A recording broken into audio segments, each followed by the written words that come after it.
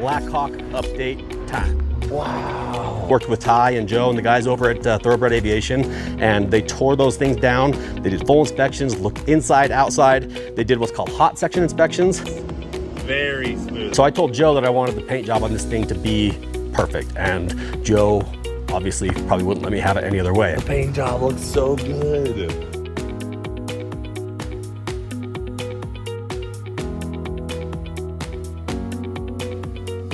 Thanks to the guys at Thoroughbred Aviation, I have a ready to fly, fully refurbished, fully inspected, pretty much perfect helicopter.